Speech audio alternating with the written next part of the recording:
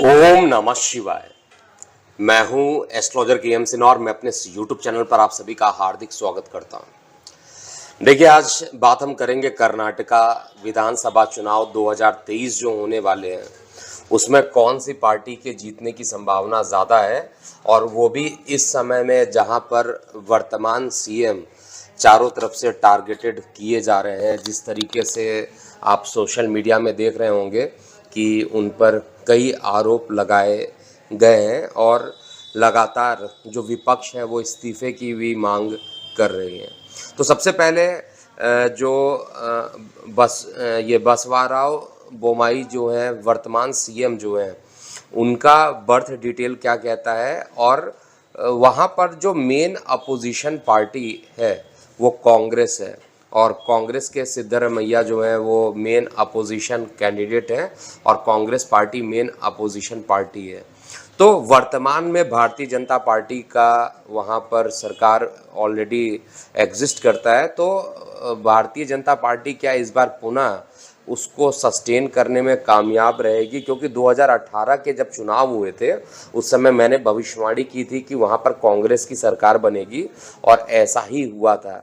बाद में जब ओथ सेरेमनी हुआ था उसके चार्ट को देखकर ये बताया गया था कि ये ज़्यादा टाइम तक ये नहीं रह पाएंगे और बाद में बीजेपी का शासन वहाँ वापस आएगा, और ऐसा ही हुआ था।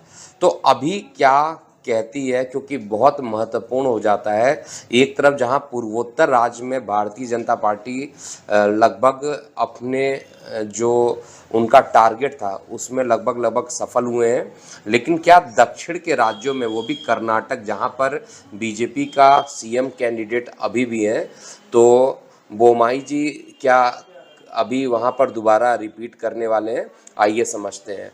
देखिए, दोनों ही चीज़ों को समझने के लिए मैंने यहाँ पर एक बार बीजेपी की कुंडली का अध्ययन किया, जिसको मैं चार्ट में दिखा नहीं रहा हूँ, क्योंकि ऑलरेडी कई बार इस चैनल पर भारतीय जनता पार्टी की कुंडली का विश्लेषण किया जा चुका है।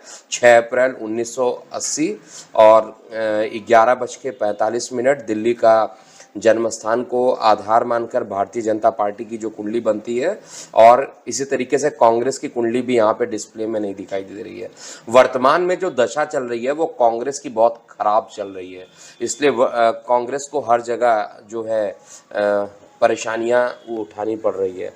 लेकिन देखिए, जिस तरीके से आप सभी का प्रभुत्व जो होता अलग अलग राज्यों में हो सकता है, अलग अलग प्रदेशों में हो सकता है, अलग अलग जिलों में हो सकता है, अलग अलग मोहल्लों में हो सकता है। तो यहाँ पर अगर हम बेसिक लेवल पे कहते हैं कि कांग्रेस का चार्ट वैसे तो खराब चल रहा है और बीजेपी का चार्ट बहुत अच्छा है।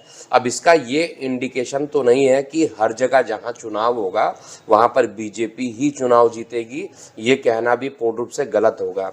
क्योंकि जब हम लोग किसी भी गोचर का या किसी भी कुंडली का अध्ययन करते हैं तो उसमें डायरेक्शनल फोर्स को भी ज़रूर इंक्लूड करते हैं, जो बताता है कि कोई ग्रह जो है पर्टिकुलर डायरेक्शन में कितना अच्छा शुभ परिणाम देगा, और सफल होने के लिए 6वें भाव का जो कारक है मंगल को भी देखा जाता है। फिलहाल ज्योतिषीय रूप से इसको ना समझाकर सामान्य जनता के लिए स्पष्ट रूप से बस बता देता हूँ, और जिनको समझना है वो हमारे ब्लॉग सेक्शन में जाकर चेक कर सकते हैं।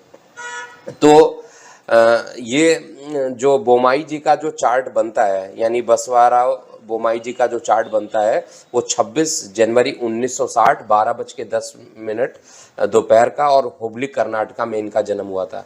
तो इनकी जो कुंडली बनती है, आपकी सुविधा के लिए डिस्प्ले में इनकी और सिद्धरमैया दोनों लोगों की चार्ट को मैं दिखाऊंगा। मेष लगन की कुंडली बनती है, और इनकी जो वर्तमान में जो दशा चल रही है, काफ़ी पॉजिटिव टाइम इनके लिए स्टार्ट हो चुका है।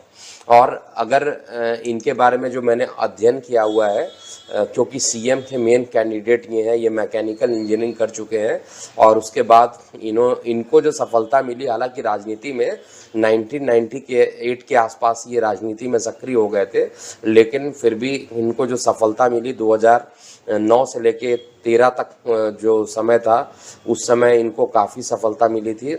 और वर्तमान में भी राहु की इनकी महादशा चल रही है। तो राहु की महादशा चलना, राहु का 6वें घर में बैठना, प्रतियोगी परीक्षाएं या किसी प्रकार के कॉम्पिटिटिव चीज़ों में आगे बढ़ता हुआ दिखाई दे रहा है। लेकिन सिद्धरमैया जी का जो चार्ट है, भले ही कांग्रेस की कुंडली अच्छी नहीं है। लेकिन देखिए जो चीज़ों को इनिशिएट करता है, जैसे लोकल लेवल पे अगर कहा जाए कोई एक पार्टी है पर्टिकुलर जगह पर उसने अच्छा काम किया, जैसे आप हिमाचल का एग्जाम्पल ले लीजिए, वहाँ पर भारतीय जनता पार्टी की सरकार नहीं बन पाई लेकिन कांग्रेस की सरकार वहाँ पर बन गई। लेकिन कांग्रेस का तो चार्ट खराब चल रहा है, तो पर्टिकुलर एक जगह पर पार्टी जीतती है और एक जगह पर हार जाती है। उसके पीछे रीज़न जो होता है उनके पार्टी की कुंडली के बाद जो उसको लीड करते हैं, जो लीडरशिप क्वालिटी होती है उस पर डिपेंड करता है। तो लीडरशिप क्वालिटी में 3 अगस्त 1947 11 बजे सुबह और मैसूर में सिद्धरामैया जी का जन्म हुआ था और इनकी कुंडली भी मैं आपको चार्ट में दिखा रहा हूँ। कन्या लगन की कुंडली बनती है और कन्या लगन में अगर आप देखिएगा इनका केतु की महादशा प्रारंभ हुई है। केतु इनके लिए बहुत ही खतरनाक है। तृतीय भाव का केतु और छठवें भाव का केतु वो अच्छे परिणाम देते हैं, हमेशा अच्छे परिणाम देते हैं। नीचस्थ हो जाए तो और अच्छा परिणाम देते हैं। तो यहाँ पर नेम फेम बढ़ता हुआ सिद्धरामैया जी का मैं देख पा रहा हूँ, जबकि बासुराव बोम्मई जी का जो चार्ट है वो थोड़ा सा कंपैरेटिवली कमज़ोर दिखाई दे रहा है।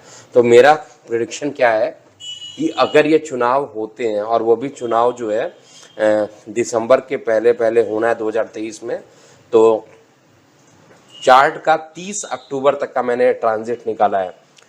30 अक्टूबर से पहले अगर चुनाव होते हैं और भारतीय जनता पार्टी उसमें पूरी मेहनत करती है तो इनकी सरकार बनने की संभावना बन सकती है।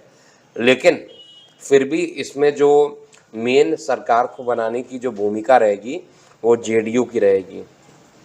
सारांशता कहा जाए तो सिद्धरामैया और जेडीयू का जो संगठन रहेगा वो सरकार को ज़्यादा प्रीडोमिनेंट होते हुए दिखाई दे रहा है। और भारतीय जनता पार्टी अगर अभी से वर्कआउट नहीं करती है तो ये स्टेट भी इनके हाथ से जाता हुआ मुझे दिखाई दे रहा है। और कांग्रेस प्लस जेडीयू की जो सरकार रहेगी वो कर्नाटका में आने वाली है। तो मेरा जो फाइनल प्रेडिक्शन है वो 30 अक्टूबर के आधार पर है। 30 अक्टूबर तक अगर चुनाव होते हैं तो उसमें कांग्रेस की सिद्धरामैया की जो पार्टी है वो गठबंधन करके भारतीय जनता पार्टी को पीछे कर सकती है। बाकी आपकी क्या प्रतिक्रिया है? अगर आप बेंगलोर से हैं, अगर आप कर्नाटका से हैं तो आप अपनी प्रतिक्रियाओं को ज़रूर यहाँ पर लिखिएगा। अभी के लिए इतना ही। मैं हूँ एस्ट्रोलॉजर के एम सिन्हा। ओम नमः शिवाय।